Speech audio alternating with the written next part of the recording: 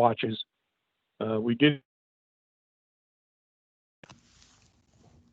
Well, this is good because I figure, the hardcore and faithful fans and so forth. Yeah, hopefully the season will progress without any problems. Yeah, keep my fingers crossed. Last year, that really hurt because I think the team could have shone bright during the tournament, which ended up being canceled, and Miles Powell's chances of getting drafted. I know. Such a great player, fine person too. It's all these variables. Yeah. It's just a and I saw your video, by the way, on the Seton Hall and the history of the buildings. Oh, thank you very much for revealing. Yeah, and I remember some of those buildings too when I was there in the 60s. Oh, this is there excellent. were many more. Yeah. Yeah, for the sake of time and all that, we just didn't do all of them. But you're right. Yeah. A lot of when you were there, probably or just after is the Arts and Science Building. Fahey Hall. Among others that came later. A lot of really great architectural stories on campus.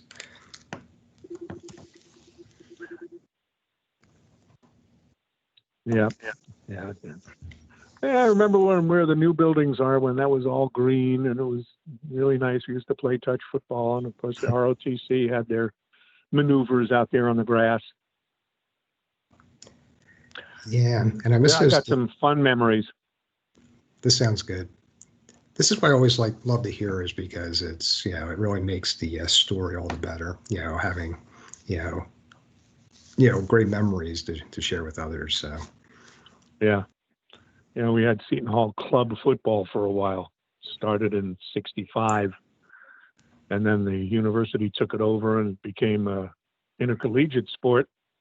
And a few years later, it folded because they couldn't afford it, and nobody ever picked up the bag to go back to club football, which was really good. We had a lot of fun. There was a lot of rivalries. I agree. It's excuse me. Yeah, it's one of those things. I know football is still popular. I always get a part lot of the history feedback. Like, I wish we had a team again. And but you're right. The excuse me. The cost factor is really substantial. So it is. It's you need a lot of advertising, sponsorships, TV, radio. It's tough. Basketball, it's working, but football, I don't know if it would work at the Hall yet. No, unfortunately not. But hopefully one day, we'll break through and have it again. So we'll see. See how it pans out. Yeah. Okay. Yeah. Remember the rivalry that started with Fordham and Manhattan and St. Peter's, Georgetown. We all had club football teams, and I remember one time we had people from St. Peter's that threw green paint on the side of Doherty Student Center. And of course, we had to whitewash it. We figured how to get back. So I figured a way where we got in, and we stole the St. Peter's peacock outfit. Oh, okay. And then at that time, McQuaid Hall, the old dorm, was being renovated, and one of the toilets were being torn out. So we helped tear it out. And we put it on top of the mound where New Boland Hall was being constructed. There was a mound of dirt. We put it on top, the toilet on top, and we put the peacock outfit in the toilet, hanging out of it, and a sign under it saying "Flush the Peacocks." Oh, okay. And it was in the papers and everything. It showed the rivalries. It was a lot of fun. Good. I think you're giving the the alternate history of Seton Hall that you don't see in print. Oh, yeah, I can do more. There was so much that we did. It was just so much fun. Okay. I'll tell you what, Harry, while we talk a little bit later, I'm going to start in a few minutes. I'd love to. Okay. Great. Wonderful talking with you. And, again, I look forward to hearing more. Okay, everybody, we'll get started in a few moments. And thanks for coming today. So just give me a moment to get set up and settle in, and we'll go from there. Just have to bring my PowerPoint up here.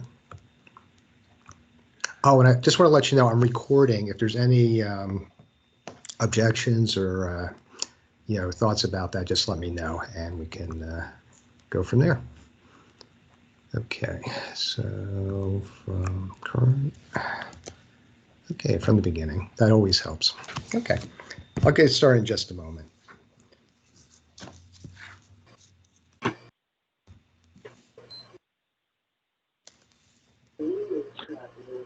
I see good buddy Joe Bakes on there.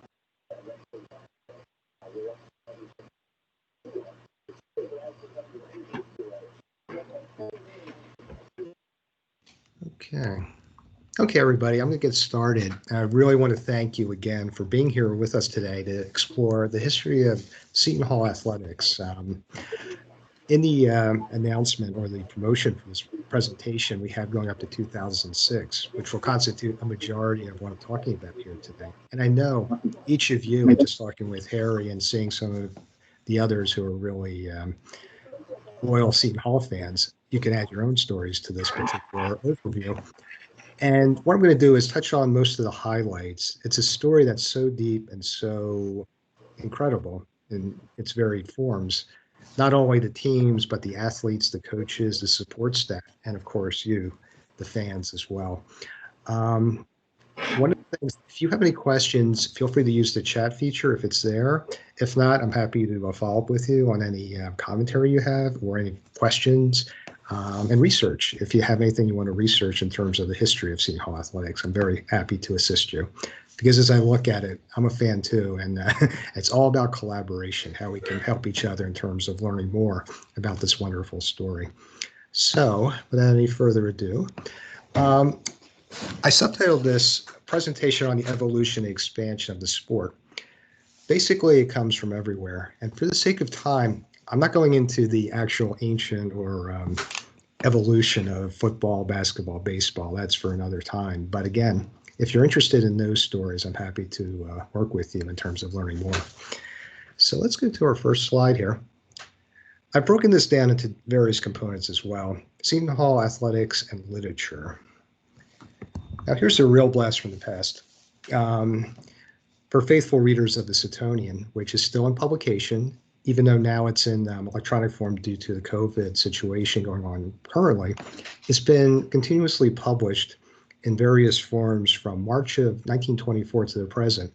And I found this wonderful editorial from the very first edition of the Setonian, March 15th, 1924. I'm not going to read it all, but just to give you a sense of supporting college athletics, it was on page 2 of the new publication, which shows its value and its popularity among the students on campus at that time. So basically, it's a question, question and answer. Basically, supporting college athletics, expecting the support, and as you can see, as you go down the page, you are essential to Setonia's success.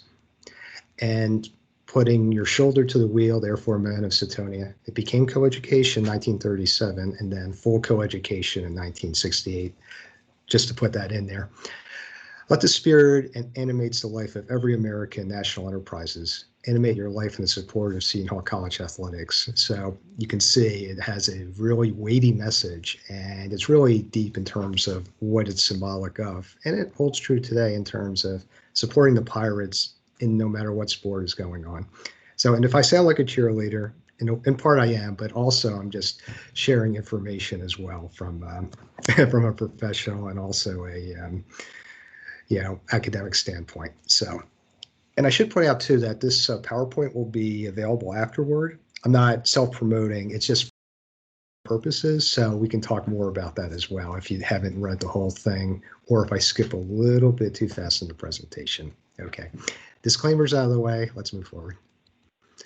Okay, overview and symbolism.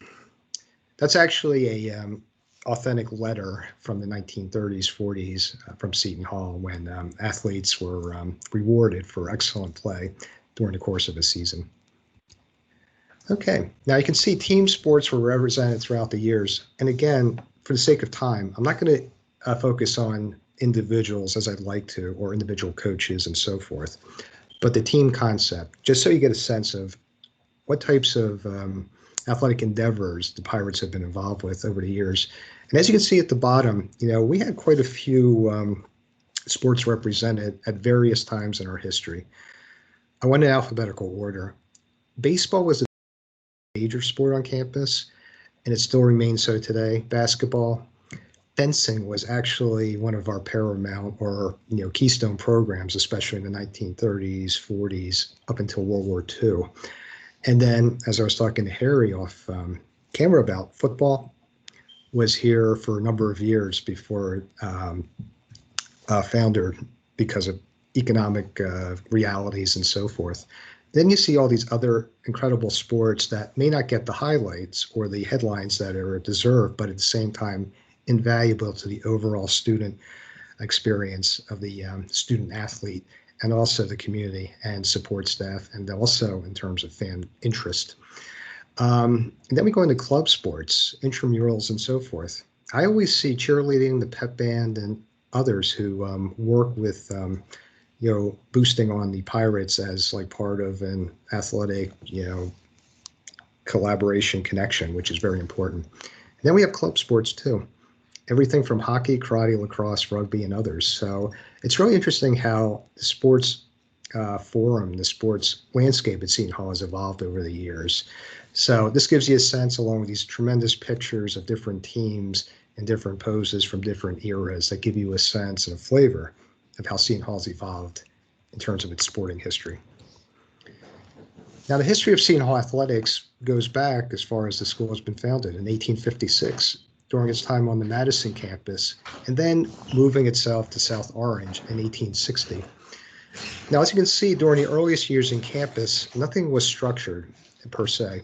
It was more a case of prescribed health and information about, basically working together in terms of mandatory sessions of calisthenics, gymnastics, and other things, along with the old Greek adage of a sound body fuels a sound mind. So it wasn't until T.J. Ryan became the first paid fitness instructor around the 1870s when things became really pronounced in terms of what was going on, and bring together athletics, at least on an ad hoc basis at this point. Intercollegiate athletics came later. It was more intramurals, but even at that, the starting point was just one-on-one or class instruction. And 1884, the new Alumni Hall. I'll show you a picture in a few moments. Alumni Hall is where Lewis Hall now stands. It's the chapel part that sort of juts out of the building. Originally, the chapel that you find in the seminary building presently, at one time, was not only a chemistry lab, but was also a basketball, gymnastics, and so forth. So it's really interesting to see photos and imagine the space for those purposes at that time. I should point out too that basic information in terms of the intercollegiate play, 1863 is when our first teams played other colleges or other club teams. As you can see here, the baseball game with St. John's, later Fordham, in 1863 was the very first game that they played against another school. And you can see how they posted different records. They were building up momentum in terms of team sports, in terms of athletes who have been, volunteered or contracted in the sense of, notified to play various sports, especially baseball, as I mentioned, was a flagship sport, especially in the 19th century.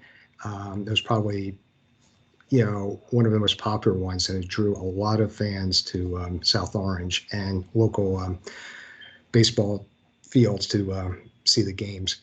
And I should point out, too, that our earliest nicknames before the Pirates came in vogue is basically the Alerts and the Quick Step Nines. The Alerts actually carried over to different sporting teams, depending upon how active they were. And you can see local venues such as the Lawn Tennis Club and so forth that we utilized, along with the Newark Armory and other places, not only in South Orange, but throughout Essex County and northern New Jersey. So that's our starting point, the launch pad, as it were. And from this time period as well, I get into football. Now, again, football, as I've talked to Harry about and also others, very popular sport, of course. We don't have a team at present. But we did have a lot of history in terms of what we did back in the 19th century. The Seton Hall 11, as you can see here, opposed Fordham or St. John's in the very first contest between two Catholic affiliated colleges of higher education. So we did have a milestone game back in the day, and we went through various sporadic periods of having football. It sort of like went in and out from 1882 until the early 1980s when we disbanded our team. And as you can see here just a little bit, we hired various coaches from famous institutions such as Harvard and later Notre Dame. And there was success that came along the way, even an undefeated season in 1897. We played a number of local teams, not only the Fordhams or Manhattan College and St. Peter's, but also we took on some of the higher level teams, the current Ivy League, such as Columbia and so forth. So it was an interesting time period, and it was evolving in terms of the sport's history in another form, especially with the pigskin or the football on the gridiron.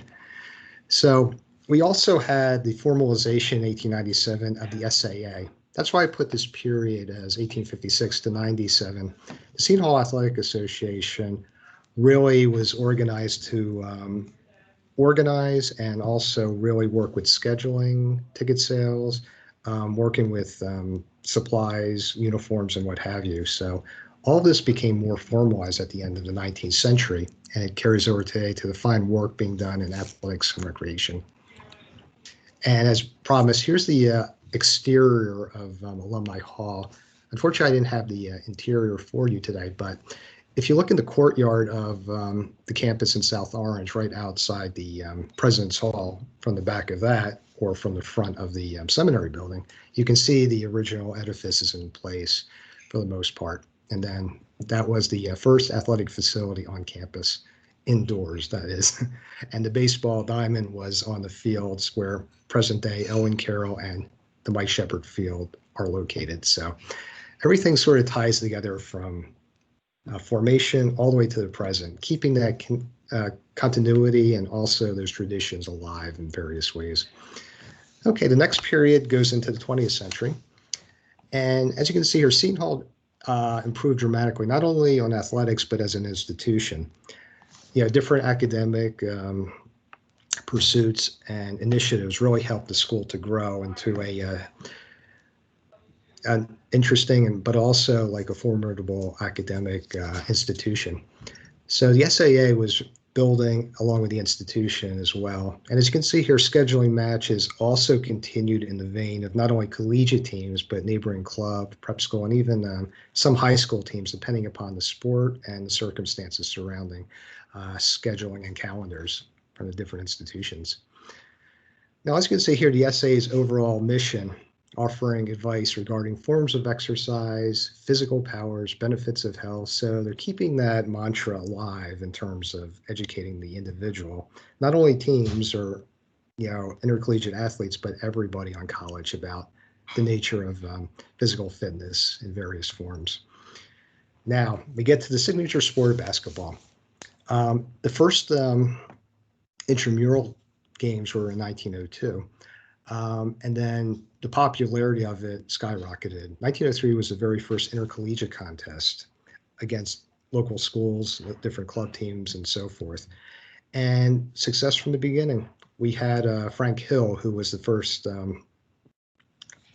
major coach and the one who was hired from the institution to coach the early teams. And as you can see here, various success in terms of undefeated teams, other combinations going up to World War I, and a really great record of 37 wins and 9 losses.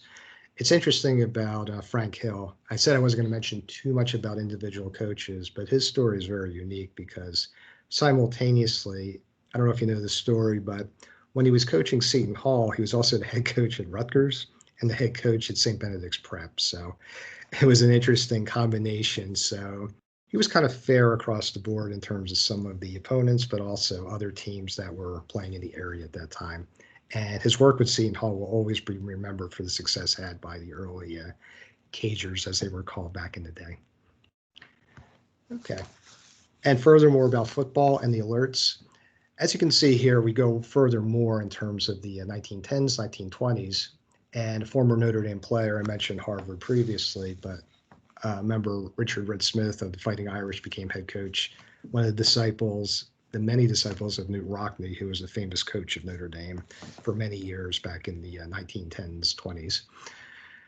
And baseball, more formalized, more success on the field and so forth. And as you can see here, the records were great. And also, this was our very first sport that featured intergeographical or intersectional rivalries and games. Playing Notre Dame, a natural Catholic school opponent, Vermont up in New England, even the Carlisle Indian Institute when it was functioning back in the 1910s. And a traveling squad from the University of Hawaii made a visit to Newark, and we played them, which gave a lot of stature and regional recognition to us, along with headlines and papers across the country, depending upon the team and the sport. Other ones came into being. Track and field is a signature sport that had a really great history, and it's interesting to find out about some of the great runners we've had over time, but also some of the other great opponents we've had. Different runners have known. Glenn Cunningham, the gentleman from Unchained or Unbroken, that is.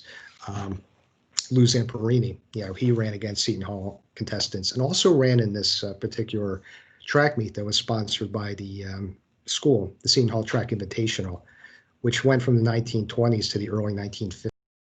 So things of this nature are really tremendous in terms of how Seton Hall put itself on the map, but also fostered and encouraged all kinds of different types of competition on an individual and team level alike. So, and here's the interior of Alumni Hall from the early 1900s.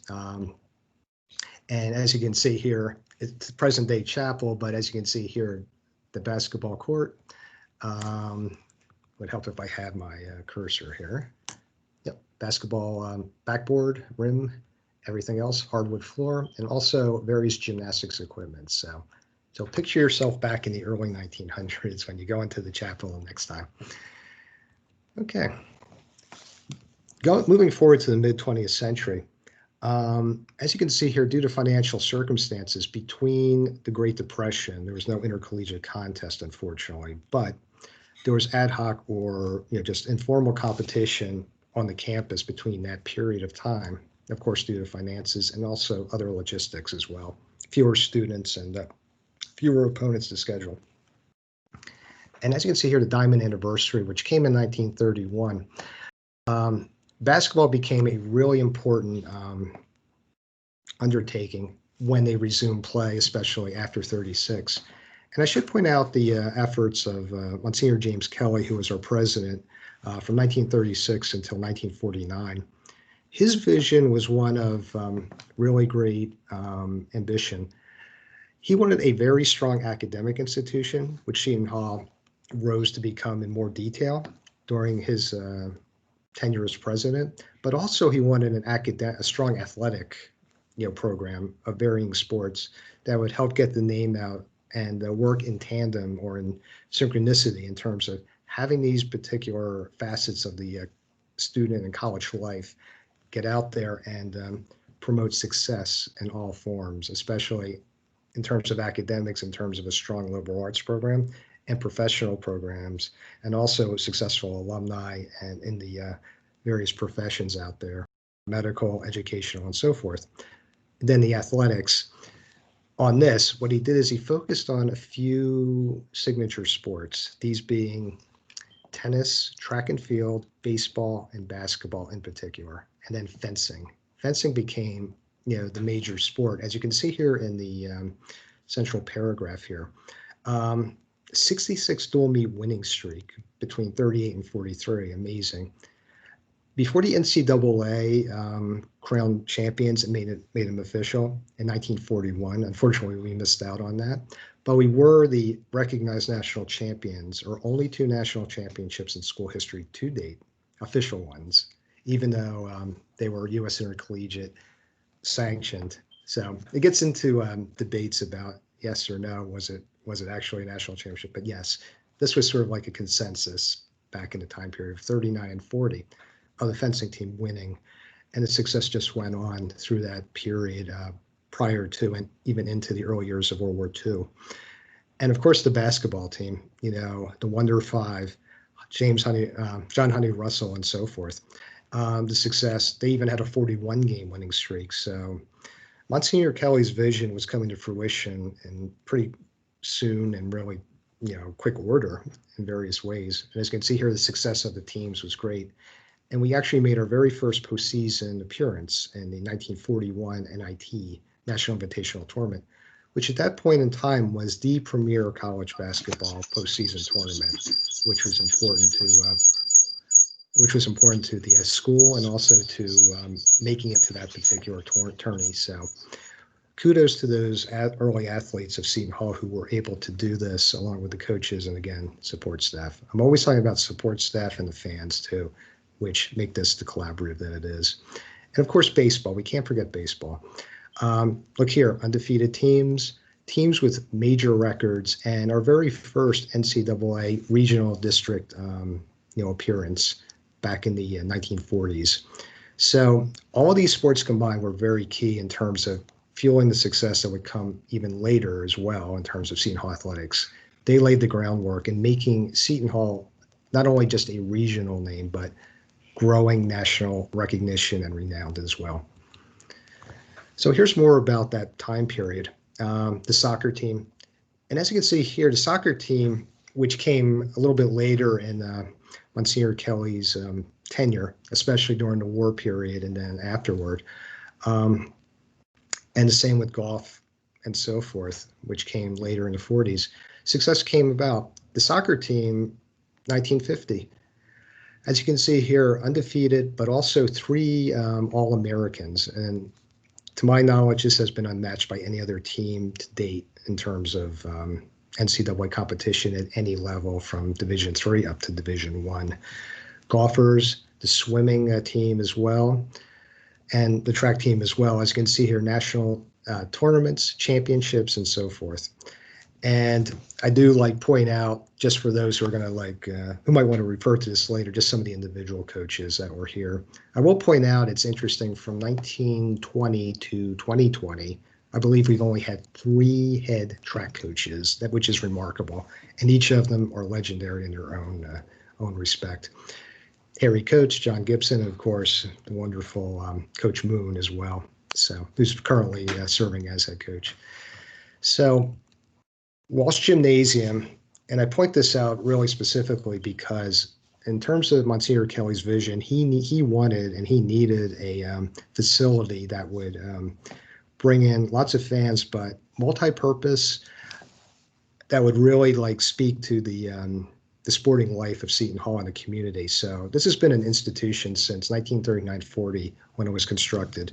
It was originally known as the $1 Million Gym. It didn't cost that much to construct, but it was state-of-the-art, cantilever architecture, the court with ample and comfortable seating parameters, and it was one of those things that was really important in terms of having a home for the basketball team that was growing in not only popularity but success as well.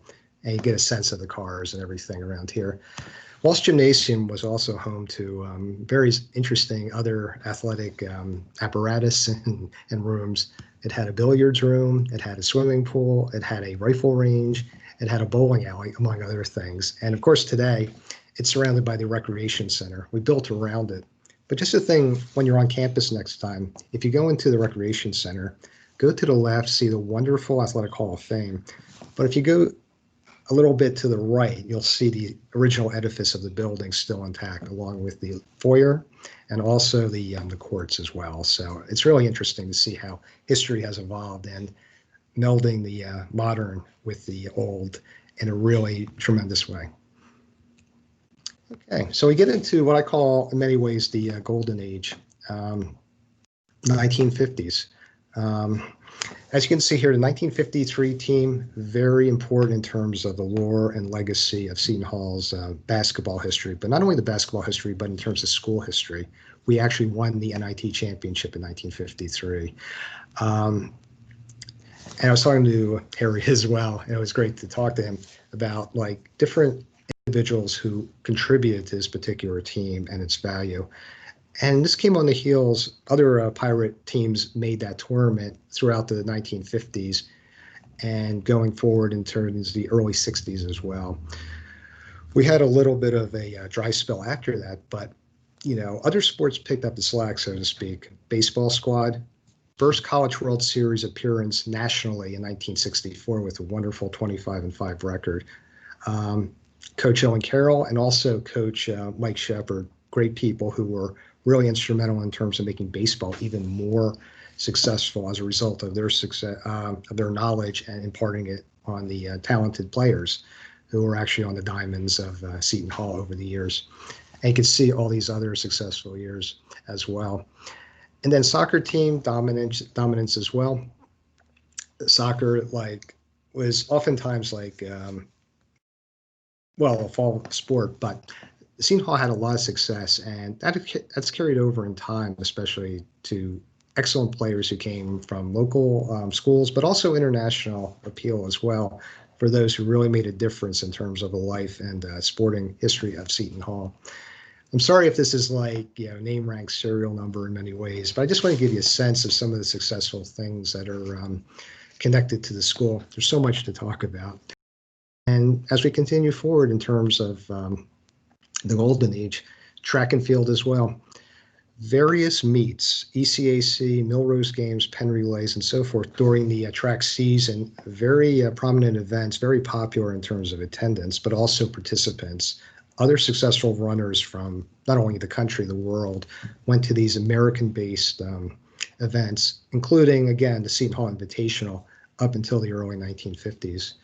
Swimming continued as well, Eastern Championships, tennis courts as well, golf, squash. We had a squash team at one point, which was mostly in the 60s and early 70s, and we had a great wrestling team too back in the day. And bowling club. We even tried to get a weightlifting club going in terms of the 1960s, but unfortunately that didn't take off. I'm not really laughing. I'm just interested to see how that would have taken off, and I think it would have been a success in various forms. So as you can see here, what did make its way in terms of the sports lineup at the school was really successful, but also in terms of just even having fair and open competition that was available to the student body. In the spirit of competition, as you can see here, white and blue goes forward regardless of intercollegiate, intramural, and what have you. Okay, some game action inside of Walsh Gym. I'm sure many of you have seen contests, if not basketball, volleyball, and other athletic endeavors that are inside based, mostly during the late fall, winter seasons, and so forth. Game action, especially the women's team, who does a great job, and that's their home court for most contests, and then exhibition games for the men as well, and early season contests too. So that gives you a sense of how the court looked in the early 1900s. And it hasn't changed much since then, but renovations and then keeping up with important trends are very important in terms of making fan comfort, but also athletic competition and the playing surface very, very safe for competition and so forth. So anyway, excuse me for just a moment. Thankfully, I've been working with a lot of students this morning, so my voice is a little bit. So thanks for bearing with me, everybody. Okay, so we get into sort of the modern age, the original concept of this presentation up to 2006. Now, I say 68 because that's when coeducation fully came to South Orange. And in a little bit, basically the women under Title IX, which required a parity in terms of the number of team sports for men and women, was equal, which was a really valuable innovation and really helped the playing fields in terms of the great work and great competition being done by everybody who had a team. The first women's teams were tennis and basketball, which came in the early to mid 1970s. And as you can see here, 1979 was probably, if not the most important, probably one of the most important marks or milestones in Seton Hall's athletic history when we joined the Big East Conference. Before that time, we were kind of drifting around as an independent. I'm trying to define if we were part of the NAIA, which was another level, not quite the NCAA, National Collegiate Athletic Association. back in the 30s and 40s. But with 1979 coming, we became very solid in terms of a conference affiliation, which has lasted to the present day and has yielded much success and much recognition as a result of our activities. And we talk about the early 70s too. National Club Football Championship. We were founded in 1965 when football came back for a short duration. 72 is when we won the national championship in that. And I say fencing was the only national championship, but this was more on a local level. So, but you can count it as well. Any national championship is a good national championship. And before that, after that, I'm sorry, we went into Division III, which is sort of like a very non-scholarship based for athletic league from 73 until 81. We actually played some games, not only in Owen Carroll Field, but also up at the Meadowlands back in the day when it was built in the mid-70s. So it's interesting how the football history has evolved but has yielded and ceased, but the memories still go forward. And along with the other sports that we have here, fencing, wrestling, and squash, among other ones that are still active. And going through men's basketball as well, you can see here some of the major ones as well. Our first NCAA invite came in 1988, where we made it to the first round. But of course, most of you probably know about the 1989 team. If you don't, we lost by 1 point in the NCAA championship game to the University of Michigan, and in overtime. And if you see the video, you can make your determination on the call by the referee. I'm just putting it out there. But we did make it that far, and we were, the underdog, and we were like the Cinderella, but also like the fans loved us. And many people have said that's the most memorable NCAA final game in history. Especially for a team that did not win. Seton Hall is held in high regard and reverence for their efforts that tournament, but also going forward and the success yielded from the early 90s through the 2000s to the present day. And the women too. As I mentioned, they became a team in the early 70s, 73 to be exact, and basically they had success from the beginning, regional state championships on a Division II level where they started out before they became a Division I team. And they've made NCAA appearances in the 90s and also the 2000s as well. And Pirate baseball success continued in the 1970s. And women's basketball too, a great run during the early 2000s. It's all part of this great story that keeps evolving. And track and field too. Track and field, again, has been continuously and consistently successful in various ways. Track in many ways is an individualistic sport, but as a unit, incredible, especially when you count out points that go into meets and also relay teams and other types of things that sport, but also in terms of how the unit comes together in terms of victory for the Pirates and how it can be achieved against interesting competition and so forth. It is a tremendous sport and one that's really not only active and popular, but one that really requires a lot of talent and athletic ability, just like any other sport as well. So I always marvel, because I'm a frustrated athlete myself, about the great times that are turned out by the track and other sporting teams. The golf team as well, can't leave them out, along with the swimming team as well. Big East champions, and as of late, they've been really successful in terms of conference meets, and also successful in terms of recruiting and building tremendous traditions that are building even further more ahead, along with the women's tennis team and other sports on campus. Okay, so let's go into the last part of this. The soccer team as well. We've had a lot of really great success in the NCAA tournament too. Coach Manny, I always get that wrong, but really great person, Coach Manny, as I call him. Basically, as you can see here, NCAA final, not so much final appearances, but going forward in the tournament so far in various years, especially into the early 2000s, women's team as well. And the sporting venues are great too, in terms of not only Walsh Gymnasium, but also Owen Carroll, as mentioned. And then we went into the Meadowlands, first Brendan Byrne Arena, and then name changes along the way. And I think lastly, it was the Izod Center. But we're at the Rock now, the Prudential Center in Newark, where the men's team plays along with, other types of major events. It's hosted NCAA tournament, regional contest as well. As I say here, the overall work of the Department of Athletics is key and very important in terms of what they do. It just reflects on the current state of athletics, but also echoes back to the history that has evolved over time and where it is today about the success. And as you can see here, create a sense of community spirit among the constituencies, students, faculty, staff, administrators, and alumni. So a really great sentiment, and one that really resonates throughout all of Seton Hall athletic history and moving into the present and future day ahead. Okay, here's an old picture of the Meadowlands, if many of you remember going to games there. Lots of memorable moments in that arena for Seton Hall basketball. They played there during the 88-89 campaign, the one where they made it to the finals, among other successful ones. Great players, great opponents, and it's a great history. And unfortunately, it's time passed, but at the same time, fond memories, but also new memories being made at the Prudential Center in Newark. Okay, so from 2006 to the present, I made this a little bit more condensed and just straightforward in terms of kind of bullet points.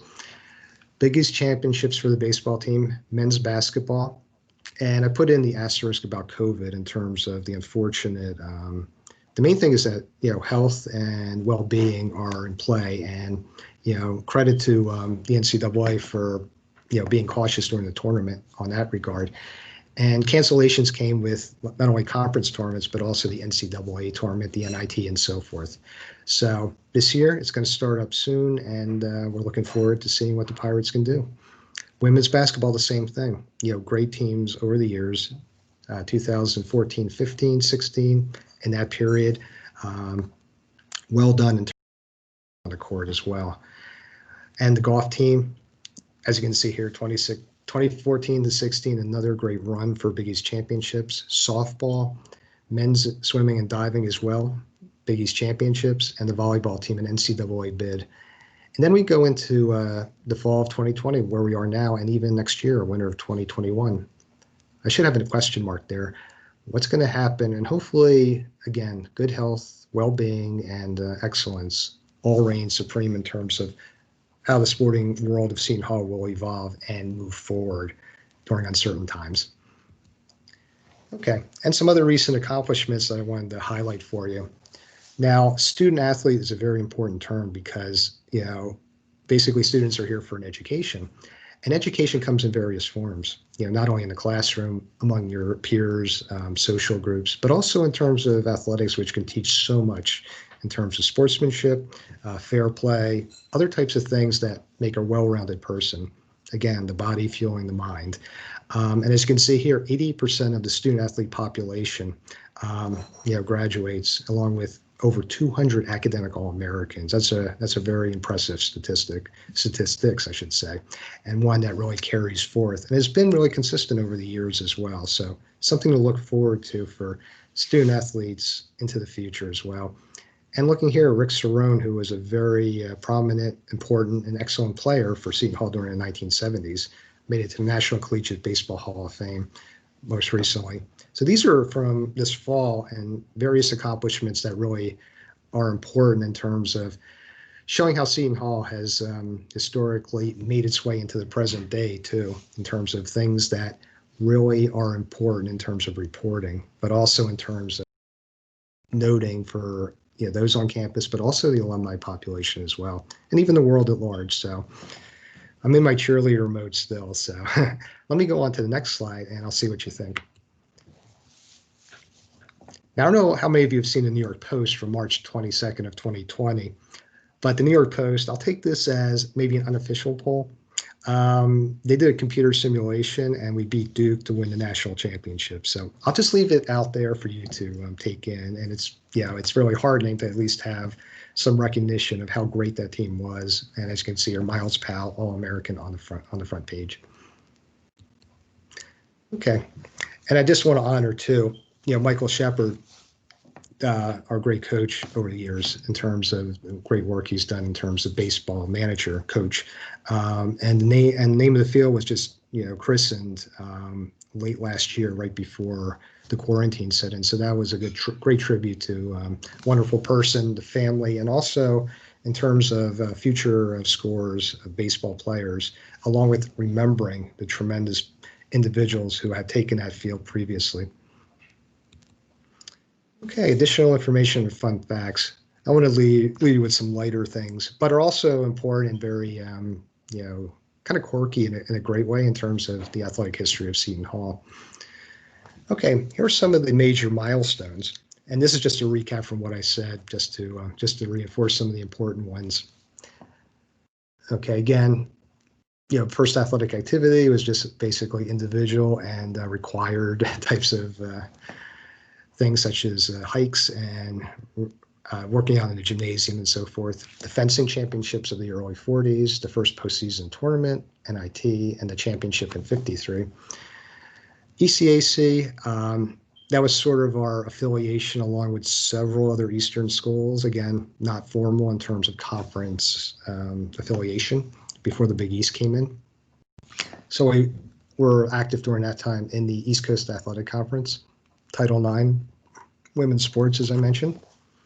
And Seton Hall joined the Big East Conference again. Milestone event has carried forward to the present day. Men's basketball tournament runner-up in '89, as I mentioned, and various memorable moments, titles, and milestones. And I put question marks with the national championship for the men's team last year. Well, actually this year. Okay, All-American recognition. I will point out a few of the important individuals. And again, I just want to make sure I honor and respect that anybody who's put on the uniform for Seton Hall, the families, the friends, and so forth, deserve recognition. But just for the sake of time and space, I couldn't put everything in. But just to let you know, we have had a few consensus All-Americans. As you can see here, Bob Davies, who was a really, he's actually in the National Basketball Hall of Fame as well, our first consensus All-American in men's basketball, who led the team to the NIT during the 40s. Walter Duke's a tremendous figure. I'm working with some researchers who are doing his life story, which is really important. During the early 50s, that led the team to the '53 NIT championship. Great player of the '90s, Terry DeHare, local product, who was a tremendous player in his day, and Miles Powell, as you can see here, more recently. And soccer as well. You have these individuals who are really key in terms of what they did. Only time these individuals have gone forward in terms of one team and 3 All-Americans. And I should point out too, Kelly Smith. For some reason, her name dropped off here, but Kelly Smith was a tremendous women's soccer player. She wasn't quite a consensus All-American, but at the same time, her records were very key and very important in terms of what she did. So that's the only reason she's not on here at this time. But I just wanted to make mention of her great accomplishments, and we really hold her in high regard, not only on campus, but also in the archives in terms of what we collected on her career. Okay, Olympic moments. We've had a lot of great Olympians over the period of time from when we came into being as a school. But our first athlete from Seton Hall itself was Mel Dalton, who was a track star who competed in the steeplechase at the 1928 Amsterdam Games. He came in 4th, unfortunately. So close, but his contribution set the path or pattern, and he was a trailblazer in terms of others who came. As you can see here, our coach, Gerald Cerrone, who was one of our great coaches back in the 30s, was a part of the international events that comprise fencing and other sports at those games in Los Angeles and so forth. Other individuals were track stars who really came into their own and actually won medals, especially Andy Stanfield and others along the way, Andrew Valman and so forth. These are individuals who are really talented in terms of what they did, but also have a great legacy and connection to Seton Hall over time, but really incredible in terms of the accomplishments that they achieved. And then going forward, you can see here, I only got up to 2000, but other nations, it became more international, and the Seton Hall connections were there as well in terms of the Olympic movement and making tremendous contributions that really resonated in terms of not only honoring their countries, respective countries, but also the school as well. So Seton Hall and the Olympics are really key in terms of like different connections over the years. Okay. And I do point out athletic department and coaches. Unfortunately, I couldn't name everybody, but this gives you sort of a sense of some of the major ones over time, just to honor their contributions. I'll just put it up there for a moment for you to look at. And I should point out the current coaches as well are excellent too. So they're part of the contributions and a memorial of what Seton Hall Athletics is all about. So kudos to them as well. Okay.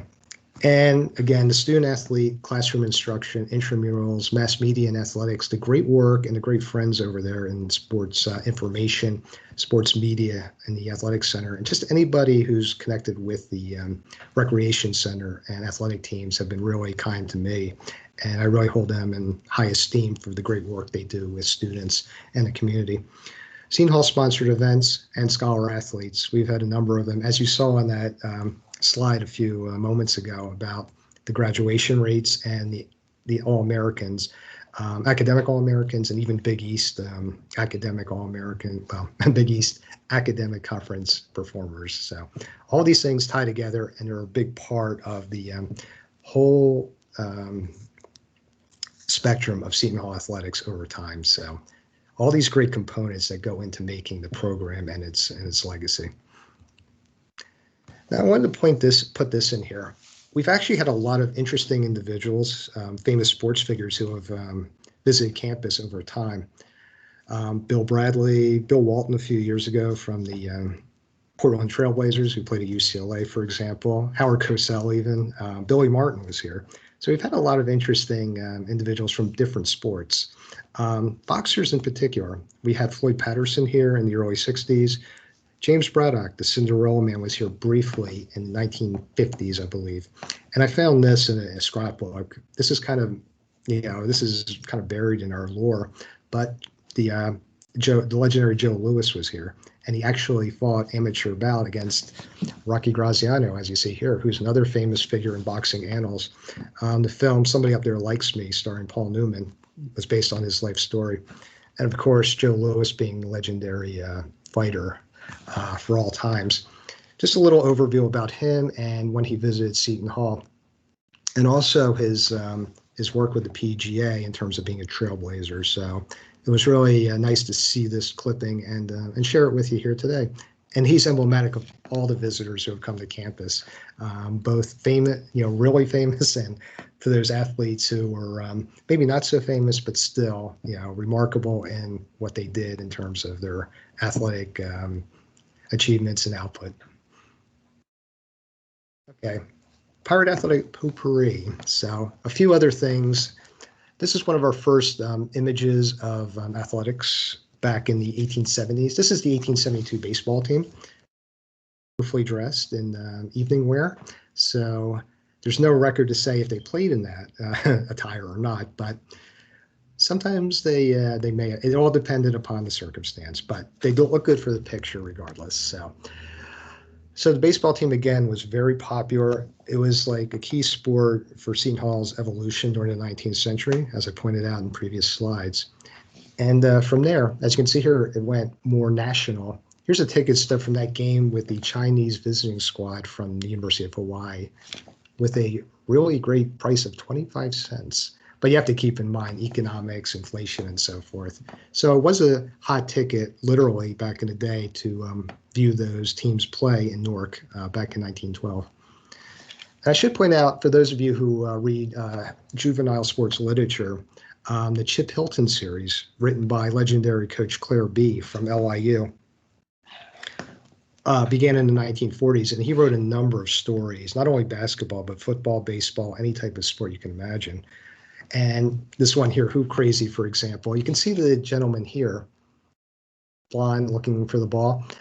He modeled his Chip Hilton, the hero of the hardwood and the football gridiron, after Bob Davies of Seton Hall, after he saw him in the 1941 NIT.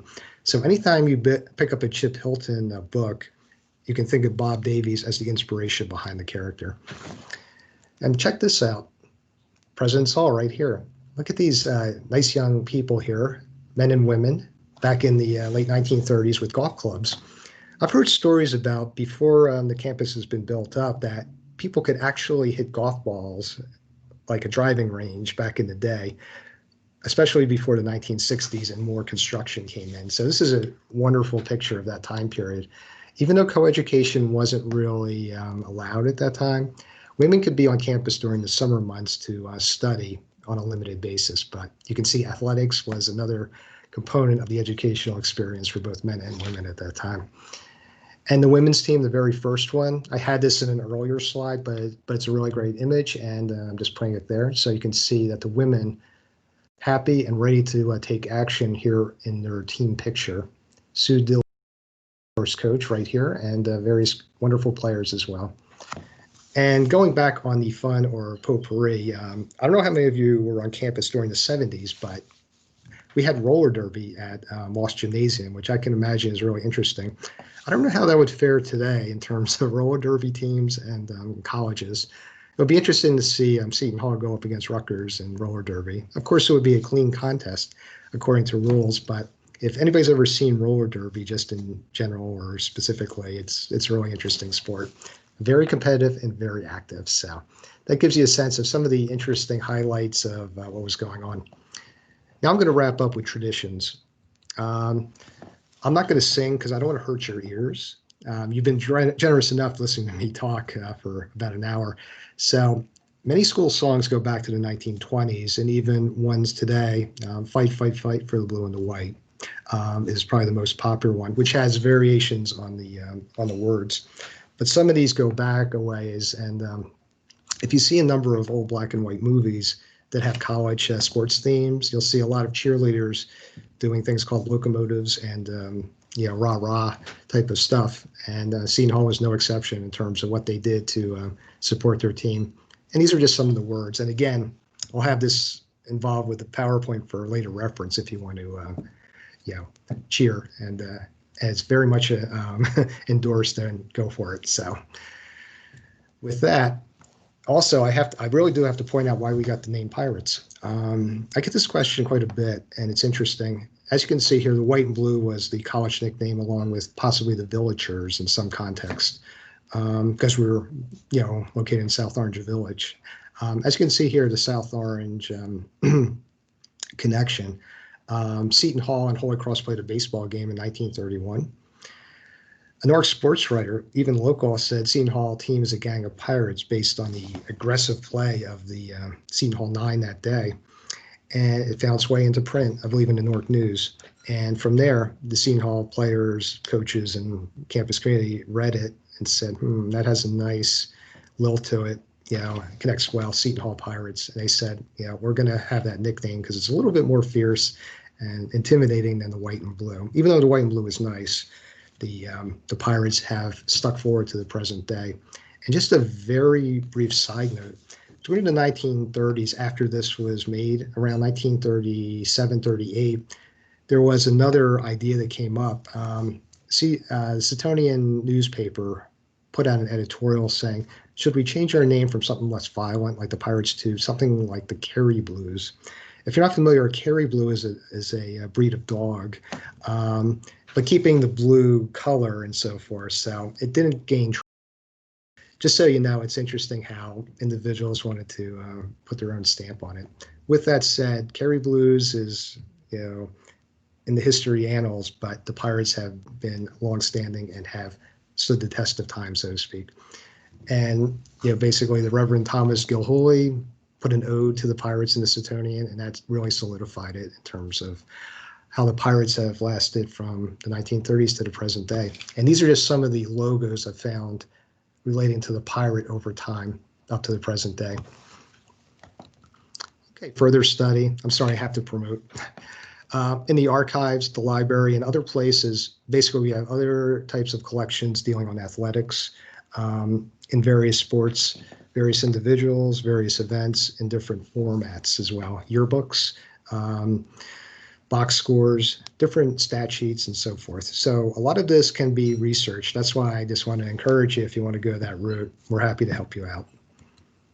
So thanks very much, everyone, for your time and attention. I really appreciate it. And as we say on Seton Hall, go Pirates. And for more information, you can contact me. I'll leave this up just for a few moments. And again, this will be available for you later on. And I'm very happy to work with you in the future if you so choose. Yes. You have a question off the chat, if you don't mind answering. Not at all. I'm going to put this down, and then I'll come back in the chat. I'm sorry. I only have this really wonderful it's okay. small I'll read box. this question for you. Thank you. This is from Dan Nugent, and he says, hello, Alan. As the university's archivist, what is your favorite piece of athletic memorabilia in the archives and why? Okay, that's a great question. Thank you. I love everything equally. But one thing that does stand out, a number of years ago, Chris Connolly in the athletic department, gave me the athletic heads, the pirate heads from different mascot costumes. So I have two of them from the late 60s and early 70s in my office. So we're going to accession them at some point, but I think that's the most unique, and it really gives a sense of the mascot being foremost. As I look up at the heads, it sounds kind of odd, but I like fun and quirky things. So that's kind of my favorite thing. But anything that really speaks to pre-World War II, I guess, the graphics of the game programs and everything like that, it's just all just tremendous. So that's a great question, and thank you for asking. Tough to answer in definitive detail, but that gives you a sense of what really speaks to me. Alan? Yes. Joe Castwick here. How are you? Hey, Joe. How you doing? Good to hear from you again. Well, thanks. Fantastic presentation. Thank you. Thank you. Question. I know that at the end you said the common refrain and phrases, go Pirates. When I was a student, it was the Hall. We would refer to it as the Hall. Did you research anything on that? Anyone in the area would always refer to Seton Hall as the Hall. Do you go to the Hall? I go to the Hall. Go Hall. When did that get eclipsed with the Go Pirates? That's a great question, Joe. And I'm glad you brought that up too. And I should say too, I'm not the end all be all of knowledge. Sometimes I have to look for materials too. I'm learning as we go, and I'm learning from you as well. You're right. Go Hall. I've seen that in various contexts, but I think Go Pirates, I've seen it a lot during the 2000s, especially in email exchanges with different wonderful colleagues on campus. So that's sort of stuck in my mind in terms of that seems to be the common address these days. I could be totally off base, but I think both definitely have a place. So I can follow up with you in more detail. I can look further back in our records. So.